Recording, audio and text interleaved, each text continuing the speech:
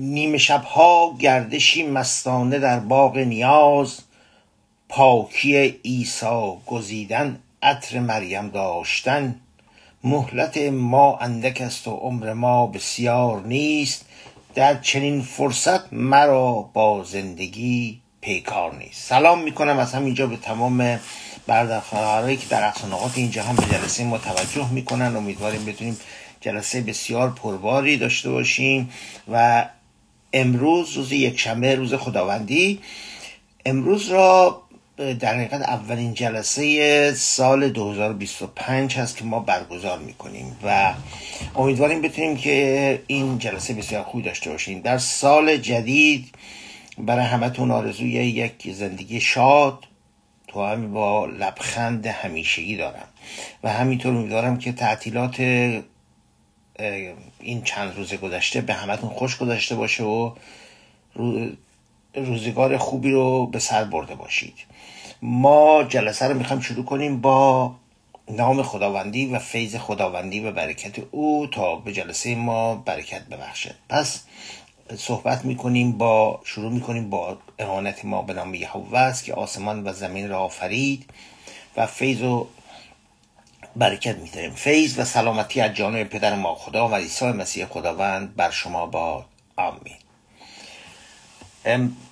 با یک دعا جلسه رو شروع میکنیم. دعای اول سال هست. امروز روز یکشنبه اولین جلسه است که ما برگزار میکنیم. ای پدر ما که در آسمانی، متشکریم برای اینکه تونستیم سال 2024 رو هم به پشت سر بگذاریم و وارد سال 2025 بشیم. از شما متشکریم برای لحظاتی که برای ما آفریدی، لحظات خوب و اجازه یافتیم که فرزند خوانده شما باقی بمونیم. ای پدر آسمانی، ما اینجا به تمام زبانهای مختلف میگوییم که جلال بر نام شما. شما بزرگی، ما رو ساختی و این روزها رو برای ما آماده کردی. ما امروز روز اولین یکشنبه جلسه‌مون هست در سال 25. میخوایم امسالمون رو با اولین جلسه به دستان شما بسپاریم و میدونیم که شما برای ما به بهترین وجه رقم خواهی زد. پس همه رو در نام یگانه فرزند عیسی مسیح خداوند از شما میطلبیم. آمین.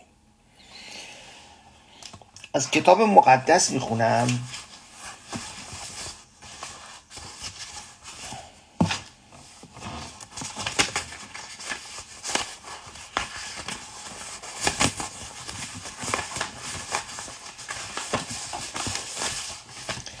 از اعمال رسولان میخونم.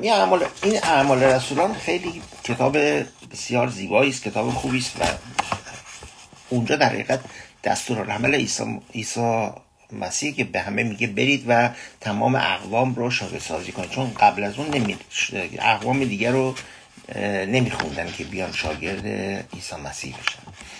مردم سامره مژده نجات مسیح را میشنوند، ولی ایماندارانی که از اورشلیم گریخته بودند به هر جا میرفتند پیغام عیسی را به مردم میرساندند. فیلیپ نیز به شهر سامره رفت و پیغام عیسی را در آنجا اعلام نمود. مردم به خاطر معجزات او به دقت به سخنان او گوش میدادند.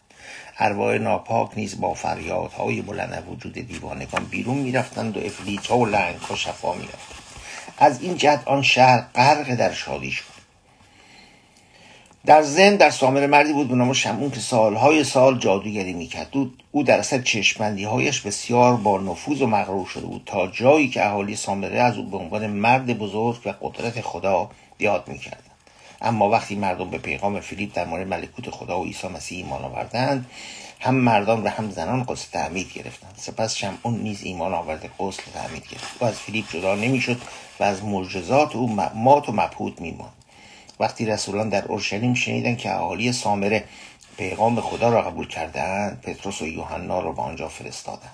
وقتی ایشان به سامره رسیدند، برای نوایمانان دعا کردند تا روح القدس را بیابند، زیرا ایشان فقط به نام عیسی خداوند تعمید گرفته بودند و هنوز روح القدس بر هیچ یک از ایشان نازل نشده بود.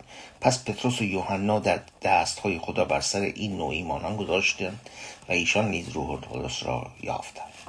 وقتی شمعون دید که با قرار گرفتن دستهای رسولان بر سر مردم روح القدس عطا می شود، مبلغی پول نزد پتروس و یوحنا آورد تا این قدرت را بخرد. او گفت من نیز این قدرت را بدهید تا هر وقت دست بر سر کسی میگذارم روح القدس را بیابد. اما پتروس جواب داد پولت با تو نابود باد، گمان میکنی هدیه خداوند را میتوان با پول خرید؟ تو از این نعمت بی نصیب هستید، چون دلت نزد خدا پاک نیست. از این شرارت دست بردار و دعا کن تا شاید خدا این افکار ناپاکت را ببخشد، زیرا میبینم که حسادت و گناه دلت را سیاه کرد. شمعون با التماس گفت برای من دعا کنی تا بلایی بر سرم نیاید. موضوع امروز جلسه ما رو که متوجه شدیم، تقریبا فکر کنم من متوجه شدم که چی هست، در مورد اینی که ما وقتی که میخوایم یه چیزی رو به دست بیاریم باید ببینیم برای چی میخوایم به دست بیاریم. آیا میخوایم قدرت داشته باشیم، معجزه کنیم، قدرت داشته باشیم که دیگران به حرف ما گوش بدن؟ آیا ما قدرتی پیدا کنیم که از اون قدرت استفاده کنیم برای اینکه به خواسته هامون برسیم، خواسته های مادیمون برسیم؟ به طور مثال هر چی که میخوایم به دست بیاریم، آیا این قدرت برای این میخوایم؟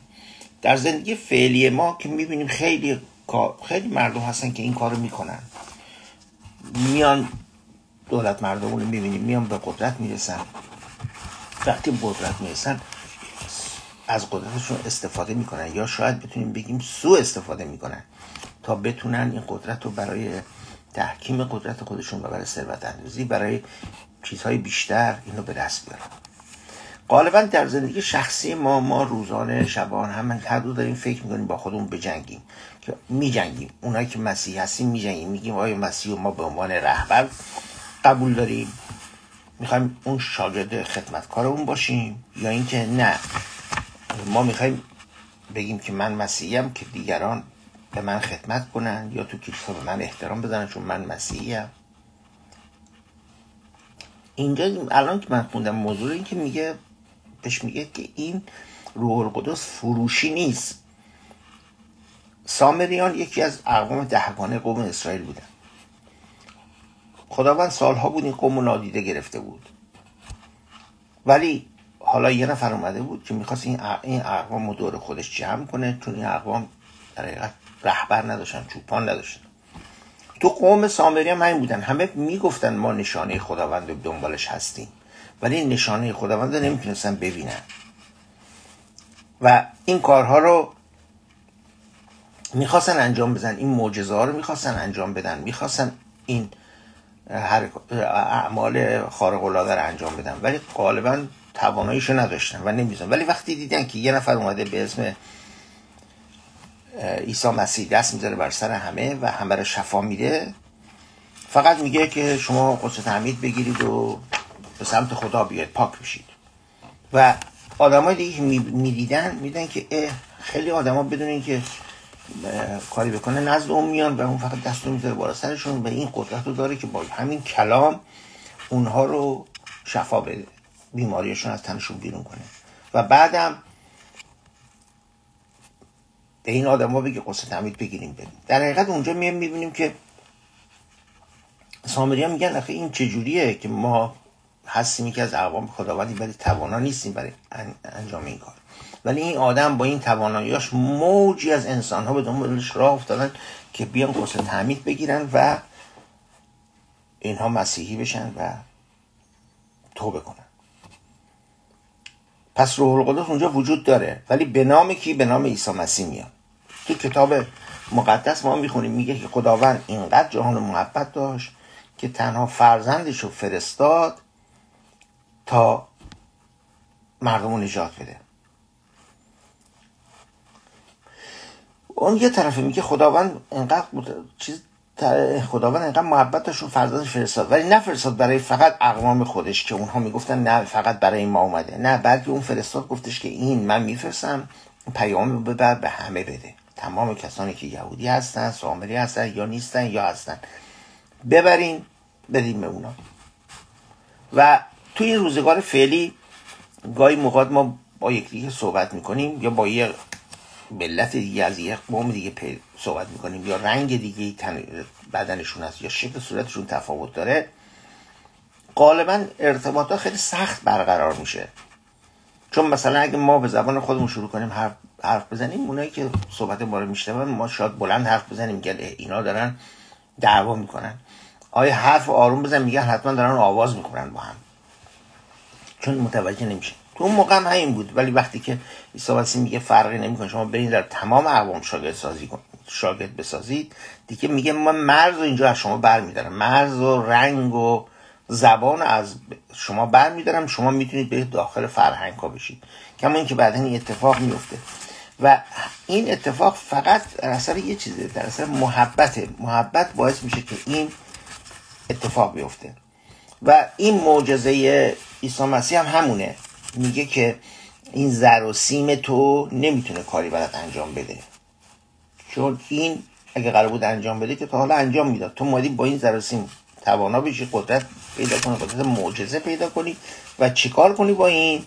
بری مردم رو دوباره زیر سلطه خودت بگیری. این قدرت روح القدس میخواست از قدرت از اون بگیره، ولی نمیخواست قدرت رو بگیره برای اینکه خادم بشه، قدرت میخواست بگیره که رئیس کلیسا بشه. نمیخواست خود خدمت کنه، ولی میخواست مردم بهش خدمت کنه. اون نمیخواست به عنوان ایماندار مسیحی کاری انجام بده، بگه من به عنوان ایماندار مسیحی میخوام وقف عیسی مسیح کنم، مثل خیلی از مسیحیایی که الان میبینیم که توی حتی بیماری هایی که در جهان اومد، اپیدمی هایی که اومد، اینها اومدن بی‌دریغ مردم رو کمک کردن که باری بتونن از روی مشکلاتشون کم کنن. یا ایمانداران در کلیساها میبینیم سعی میکنن که محبت کنن، به کسی دیگه کمک کنن.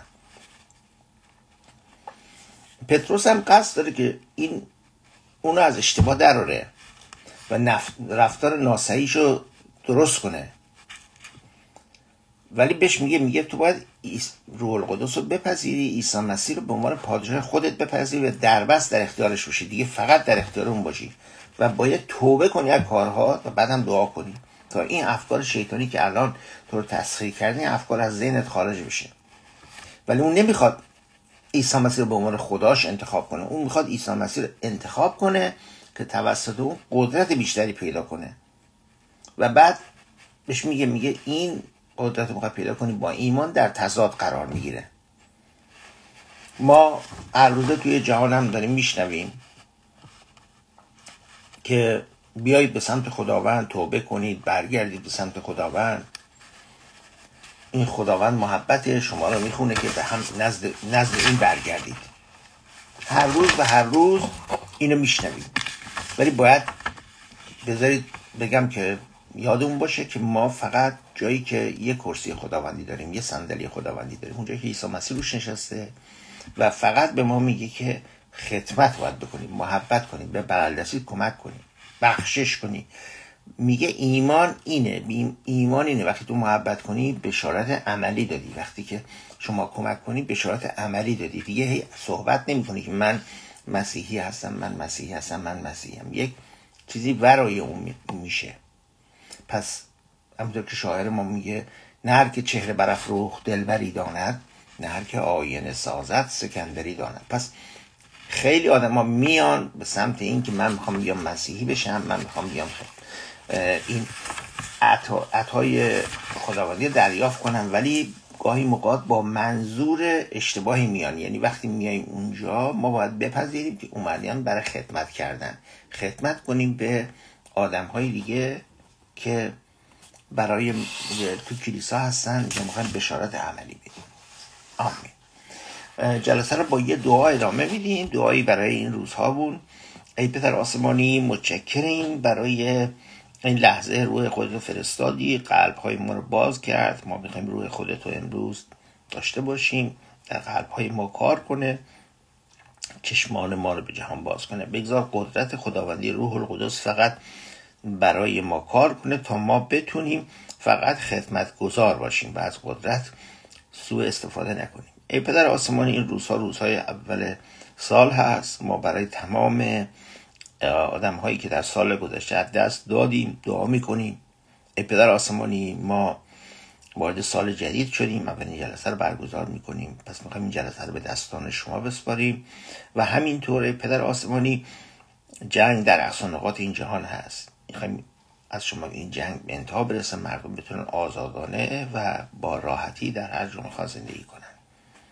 زندانیان سیاسی هر جا هستند نجاتشون بده، اونها را آزاد بفرما. گرسنگانی که در جهان هستند صداشون رو به گوش دیگران برسان که اونها نیز غذای روزانه‌شون رو دریافت کنن. ای پدر آسمانی، روزهای سختی است در جهان، میبینیم که چه اتفاقاتی داره میفته، پس میخوایم اونها رو به بهترین رقم از تو میخوایم که رقم بزنیم. ای پدر آسمانی، اینجا تو این لحظه میخوایم برای خودمون دعا کنیم در سال جدید بتونیم فرزند خوبی برای تو باقی بمونیم. همه را در نام یگانه فرزند عیسی مسیح خداوند میطلبم، آمین.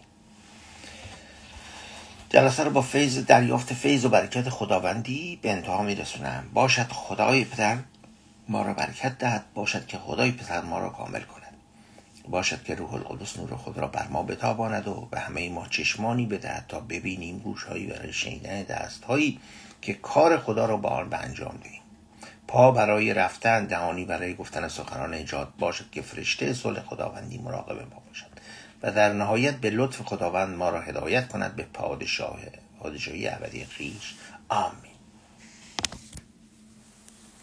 در ضمن جلسه دیگه، جلسه حضوری داریم، 12 در کلیسای مارتوسکرک برگزار میشه. ساعت 2 جلسه ما شروع میشه. به امید دیدار همتون در جلسه دیگه.